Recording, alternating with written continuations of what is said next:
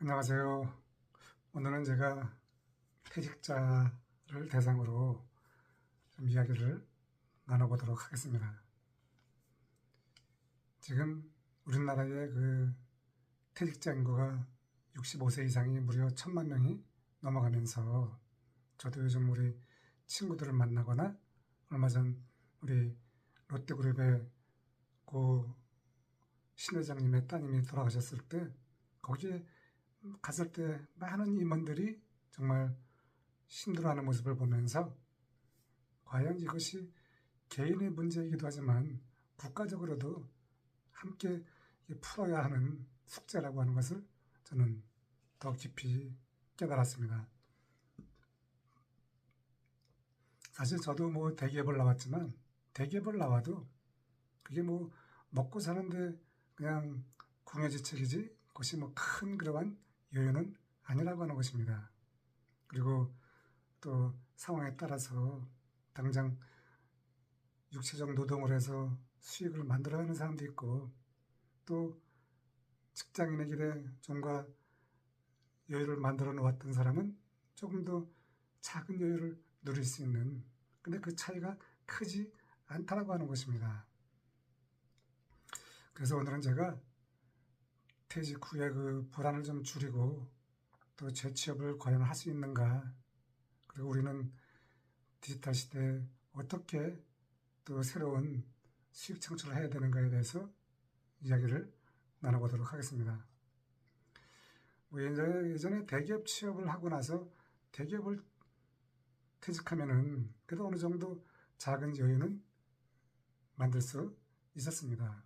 왜냐하면 일반 사원에서 부장까지 올라갈 때는 급여가 많지 않지만 대기업 임원이 되면 그때는 급여가 급상승하기 때문에 그 대기업 임원 이후에 그 수익 증가로 인해서 연금이 그래도 뭐 좀 쏠쏠하게 쓸 수 있는 그러한 수준은 될 수 있습니다. 하지만 이제 조기 희망의 퇴직이기 때문에 임원을 하기 전에 그만두는 사람이 상당히 많을 거 아닙니까? 그리고 또 퇴직을 해도 자녀를 또 학습을 시켜야 하는 경우도 있는데 참 이 앞으로 우리 젊은이들이 이 100세 시대라고 하는 축복의 시대를 어떻게 살아가야 될지 정말 이것은 지금 당장 준비하지 않으면 누구도 이외는 아니다라고 하는 것입니다.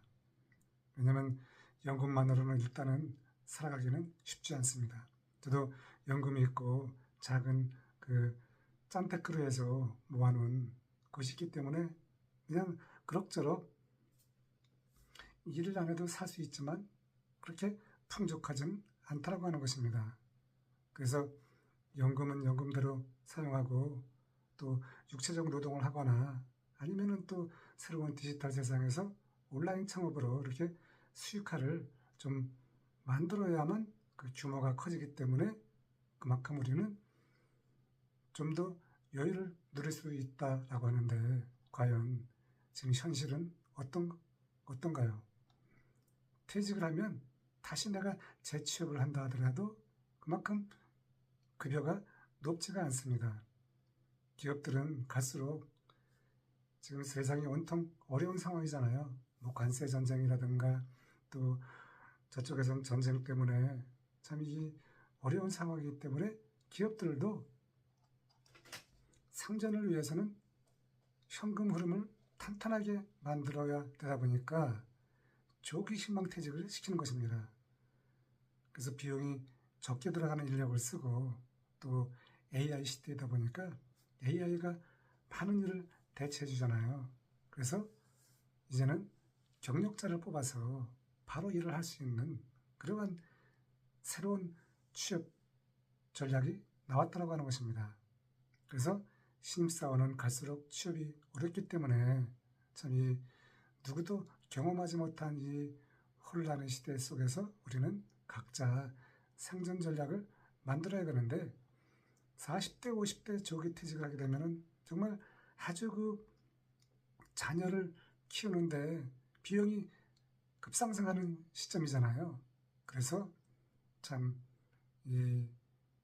저 이야기를 듣는 순간 여러분이 철저히 준비를 해야 한다라고 하는 것입니다.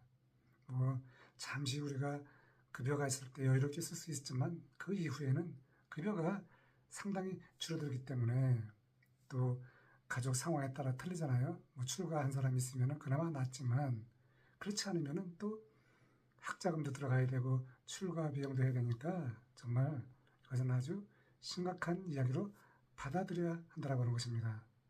그래서 제가 뭐 여러분에게 편하게 말씀드리고 싶지만 현실은 그렇게 녹록하지 않다고 하는 것입니다. 그래서 일자리도 우리가 정규직으로 갈 수가 없잖아요. 그야말로 임시직인데 그렇다고 해서 퇴직한 사람 누가 써주겠습니까?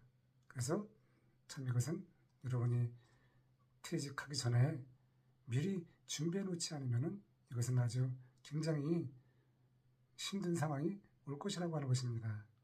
저도 이제 퇴직을 하고 나니까 친구들 만나도 다 뭐 2만 원, 3만 원씩 모아서 뭐 그것으로 뭐 설렁탕 한 그릇 먹고 막걸리라든가 이와 같은 아주 소소한 그 생활을 할 수밖에 없는 상황에 처해 있습니다.